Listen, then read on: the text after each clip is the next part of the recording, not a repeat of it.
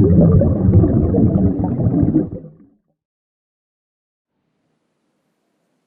bonjour à tous, nous voilà pour la présentation de la troisième série sur mon matériel. On va passer donc aux cannes casting.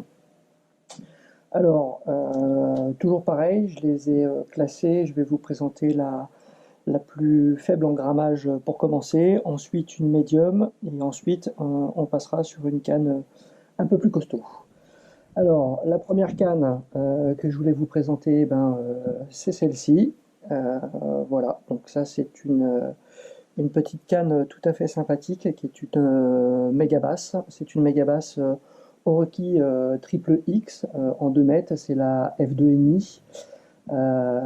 Son petit nom c'est la Black Themis. Donc c'est une canne qui vient du Japon, qui a été importée par l'ancien propriétaire du Japon. C'est une canne que j'ai achetée pour tout vous dire, 150 euros sur le bon coin. Il a fallu que j'aille la chercher un petit peu loin, mais bon, voilà, c'est une canne qui en vaut le coup. Sa puissance, c'est une 3,14 grammes de mémoire, et c'est une canne dont je me sers essentiellement pour la perche, le petit brochet, et surtout le black bass, en finesse, en bait finesse, en bateau, du bord, voilà. Alors, j'ai pas vraiment de bateau, j'ai un kayak, hein, donc j'ai passé l'âge du flotte tube, hein, j'aime pas trop mettre les papates dans l'eau, surtout quand on sait la dimension des silures que l'on a aujourd'hui. Par contre, j'ai un kayak et je me régale en kayak. Voilà, c'était une petite aparté. Voilà, c'est une canne, bon, comme toutes les mégabasses, qui est plutôt fast, voire extra fast. Par contre, c'est une canne euh, qui, euh, qui se charge très très facilement, hein.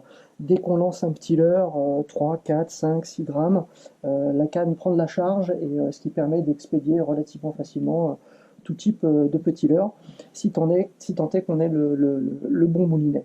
Alors c'est une canne qui a la particularité d'être avec une poignée moitié liège, moitié du plomb, euh, une, un porte-moulinet développé par Megabass, signé par Megabass, un système de verrouillage par le dessus. Bon, voilà, c'est une canne que je trouve absolument formidable. C'est une deux brins, voilà, avec les deux petits points qui nous permettent d'aligner correctement les deux brins lorsqu'on les emboîte. Hop, voilà, on a deux petits points. Je ne sais pas si vous allez bien les voir. Top, qui nous permet d'être sûr qu'on est bien en face. Chez Megabass, il n'y a pas de place à l'erreur, donc si les deux petits points sont bien alignés, forcément les anneaux sont bien alignés. Voilà, c'est un joli petit bébé que je couple avec un moulinet Shimano. Alors je ne sais pas si il faut encore présenter ce moulinet, hein, c'est l'Aldébaran, c'est le 51HG. Alors c'est pas l'Aldébaran Bait Finesse qui existe aujourd'hui, c'est un moulinet que j'ai depuis plusieurs années. C'est un moulinet sur lequel j'ai fait des modifications, des roulements orange, orange Seals que j'ai acheté chez Roulement Casting, que j'ai fait venir et que j'ai monté dessus, qui lui permettent d'avoir encore plus de fluidité, encore plus de réactivité sur les petits poids. Enfin bref, voilà, c'est un moulinet ultra performant, ultra léger, ultra petit. On s'en rend peut-être pas bien compte à la caméra, mais en fait, voilà, je peux le prendre complètement dans ma main, hein. Donc c'est un moulinet qui est vraiment tout petit. Du coup, aussi grâce à son bâti qui est en magnésium, c'est un moulinet qui pèse rien, hein. Il fait 130 grammes. C'est un moulinet que j'ai acheté d'occasion. Voilà, c'est un moulinet que j'ai entièrement contrôlé, entièrement démonté, pour lequel j'ai changé, vous avez vu, les roulements à billes, regraissage, rehuilage, et que j'ai remis en route. Alors, comme d'habitude, ce qui m'a beaucoup attiré, c'est le Made in Japan. Je ne sais pas si vous avez pu lire à la caméra, mais ça encore, c'est gage de qualité sur les pièces. On n'est pas du tout sur un produit qui est produit, désolé de la redondance, en Chine ou dans un autre pays. C'est un produit qui vient de son pays d'origine. Voilà, tout est vraiment très très bien concis, d'une fluidité absolument remarquable. Voilà, c'est un moulinet formidable. avec lequel, à partir de 3 grammes, ça se lance sans aucun problème. Et c'est un moulinet qui est assez costaud parce que il m'arrive de lancer avec des leurres jusqu'à 20 grammes et il les prend sans aucun problème. Dessus, j'ai une petite tresse YGK en 8 centièmes de mémoire. C'est peut-être un peu gros pour du bait finesse. Simplement, en casting, descendre en dessous de 8, c'est quand même vachement gonflé, quoi. Il y en a qui savent le faire, c'est quand même vachement compliqué à lancer. Le 8 va bien et permet de faire des lancers avec du leurre de petit poids sans aucun problème. Alors voilà, monter sur cette canne, c'est l'équilibre parfait, hein, c'est un vrai régal, vous imaginez bien. Voilà, c'est un petit produit vraiment très très très très très très sympathique. Voilà pour le premier moulin. Je vais vous présenter le deuxième tout de suite. Alors nous voilà pour la présentation de la deuxième canne casting. Alors c'est encore une méga basse. Bon, c'est une canne qui encore une fois mesure 2 mètres. Voilà, c'est une F4 68X. Voilà, c'est un super produit, bien entendu, aussi, au même titre que la première. C'est une canne qui est un peu plus puissante, hein, puisque là, on est sur une canne qui est vraiment beaucoup plus raide, hein, qui est une canne qui fait 7,21 grammes, et pour laquelle je pêche aussi bien le brochet que le gros black bass. Elle commence à être un peu raide pour la perche. Voilà, mais bon, c'est une canne que j'utilise dans tout type de conditions. C'est bien entendu une monobrin. Comme d'habitude, chez Megabass, il y a deux tissages de carbone différents sur la longueur de la canne. Un premier tissage très croisé et un tissage enroulé ensuite. Voilà, c'est une French Limited, c'est une destroyer. Que vous dire sur cette canne, à part que, comme d'habitude chez Megabass, la qualité y est. Alors c'est une canne que j'ai achetée neuve, puisque cette canne-là n'existe plus, elle a été remplacée par la FK68X en série 2, voire même en série 3. Je l'avais achetée pendant les soldes, il y a 3 ans maintenant, et c'est une canne que j'ai achetée 150 € chez un marchand d'articles de pêche officiel, une grande, euh, une grande chaîne de distribution que tout le monde connaît.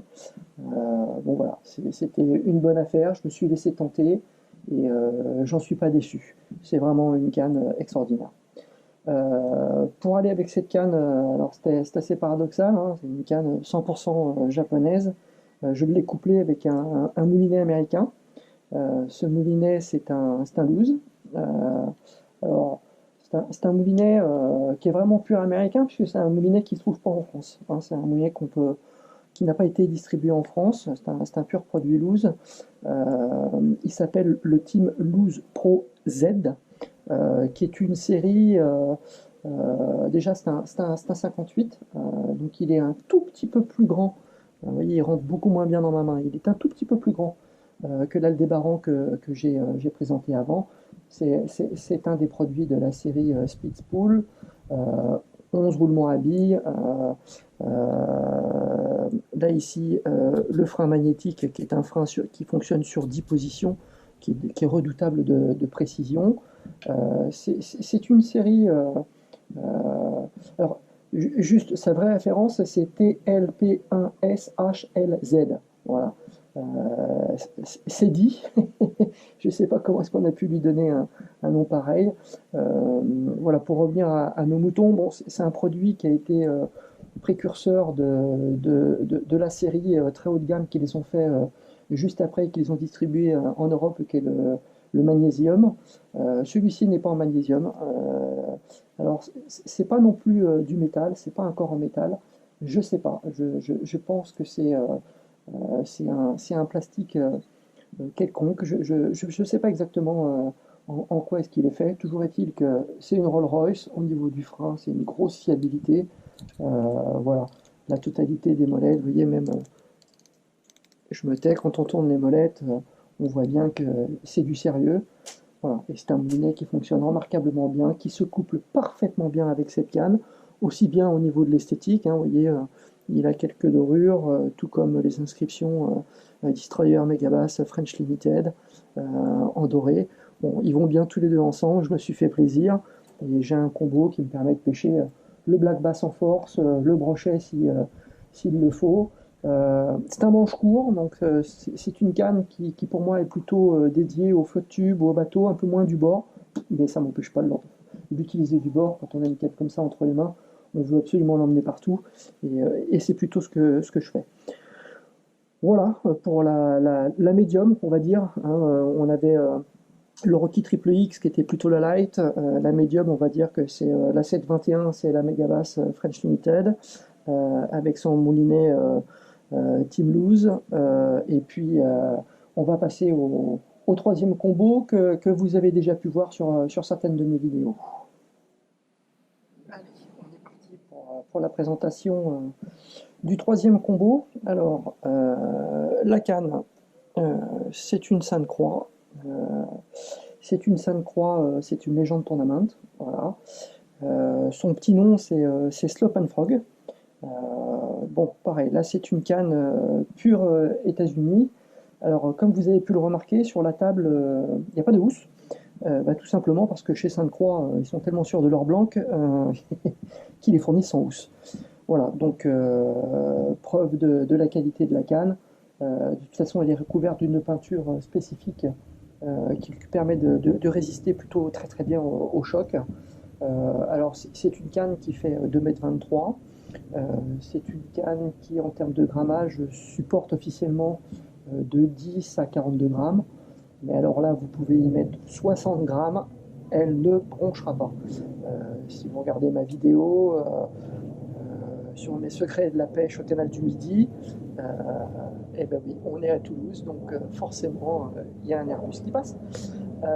Donc si vous regardez ma vidéo secret de pêche sur le canal du Midi, vous verrez que sur la fin de vidéo, la toute fin de vidéo, je sors un silure avec cette canne. J'y étais allé pour ça, pour essayer de sortir un beau brochet, pour essayer de faire un silure, chose qui s'est passée. Et vous allez voir qu'elle n'a pas du tout bronché, elle n'a pas absolument pas souffert. Tout s'est vraiment très très bien passé. Voilà, c'est qualité américaine, c'est un peu plus grossier, c'est moins fin que du Megabass, c'est plus puissant, c'est une monobrin aussi, c'est beaucoup, beaucoup, beaucoup plus raide. Par contre, c'est extraordinaire parce que je ne sais pas comment ils arrivent à faire ça. Regardez cette vidéo sur le canal du Midi, au moindre poisson, ben, elle plie. Hein. Vous ne pouvez pas la faire plier, ou c'est très compliqué de la faire plier en la secouant. On arrive à la mettre en charge avec des leurres de 15 grammes sans aucun problème. Par contre, elle est vraiment très très raide. Et dès qu'on a un poisson dessus, et ben, la canne se met tout de suite à travailler et nous procure vraiment des sensations extraordinaires. Voilà, je l'ai couplé avec un moulinet qui n'est pas tout jeune non plus, mais qui va super bien, qui est un moulinet Tatula. Alors pourquoi ce choix? Alors déjà parce que c'est un bâti qui est quand même beaucoup plus gros que l'Aldébaran et que le Loose que je possède déjà sur les deux autres quais. C'est un Tatula 100 HSL avec un 7.3 de ratio. C'est un moulinet qui est capable de ramener aux alentours des 80 cm par tour de manivelle. Pareil, un système de frein magnétique. Là ici, pas de crantage sur le frein de gauche, un crantage sur le frein étoile. Bon, voilà, c'est un moulinet casting qui est un peu plus costaud, qui est parfaitement adapté à cette canne, et surtout qui est équipé, alors je voudrais essayer de vous le montrer, si j'y arrive, du système TWS, qui permet d'agrandir le galet de sortie du fil au moment où on débraye, de façon à avoir le moins de résistance possible, et qui vient se repositionner normalement dès qu'on redonne un tour de moulinet.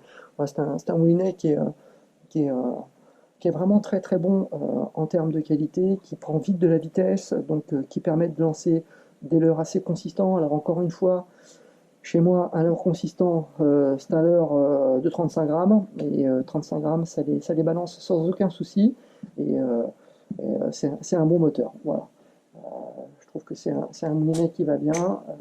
C'est pas un moulinet hyper haut de gamme, c'est un moulinet dont je ne veux pas me séparer parce qu'il me rend des services fantastiques et on a fait tous les deux du poisson vraiment très important.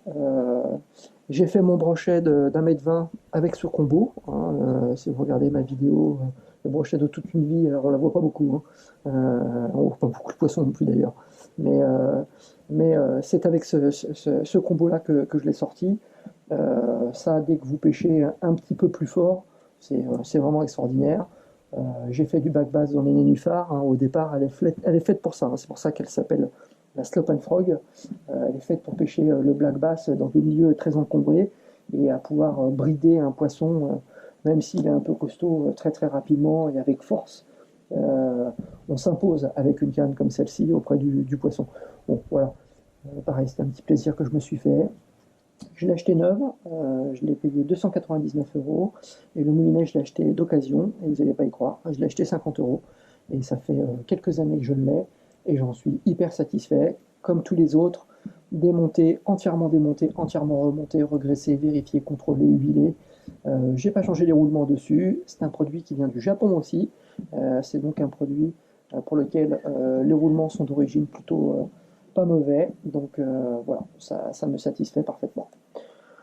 Voilà qui va clôturer cette série, cette deuxième série sur la présentation des cannes. Alors je pensais encore vous faire 2 ou 3 petites vidéos de ce style, sur lesquelles on ne sera pas au bord de l'eau, mais on pourra discuter matériel ensemble.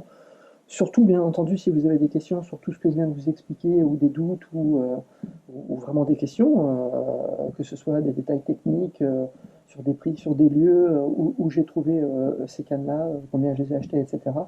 Même si j'en ai parlé, n'hésitez pas à me poser des questions, ce sera avec plaisir que j'y répondrai, bien entendu. Je pense faire 2 autres séries. Alors, une autre série qui sera une présentation de mon kayak, pour lequel je ne vais pas forcément me mettre au bord de l'eau. Ça ne m'empêchera pas de faire des vidéos où je pêcherai en kayak et vous verrez que c'est quand même costaud. Et félicitations à Jordi Kayak pour ce qu'il fait avec les silures. Il en chie, mais t'es pas tout seul, Jordi. Donc voilà, c'est la raison pour laquelle, si je fais une vidéo de présentation de mon kayak, je préfère la faire à la maison, tranquillement, sur l'herbe, voire dans la piscine s'il le faut. Mais en tous les cas, ça vous montrera que le produit, il est plutôt sympa. Et puis, peut-être voilà, une autre série sur la présentation, on va dire, de mes allez, 10 leurres favoris, 10 ou 15 leurres favoris. Vous avez vu que je me trimballe toujours avec 4 boîtes de leurres qui sont pleines à craquer. Mais j'ai quand même des petits chéris à l'intérieur, des petits fétiches que je sors plus régulièrement, et donc forcément qui font plus de poissons puisque je les sors plus régulièrement. Et voilà, c'est devenu des petits leurres fétiches. Donc je pense faire une petite série là-dessus. Et puis pourquoi pas compléter la série par de la présentation de matériel, de ce qu'il faut, de ce qu'il est nécessaire d'avoir pour aller à la pêche. Là, je parle plutôt équipement vêtements. Je montrerai mon équipement vêtements de pluie, les chaussures que j'utilise, casquette, enfin bref, tout le reste pour se protéger du froid et de la chaleur. Voilà, ça peut être une bonne idée. J'y réfléchis encore et puis on s'y en courant. À bientôt les amis, et n'hésitez pas à vous abonner et à lâcher un pouce bleu si vous avez aimé la vidéo, ce qui m'encouragera à en faire d'autres. Allez, à bientôt.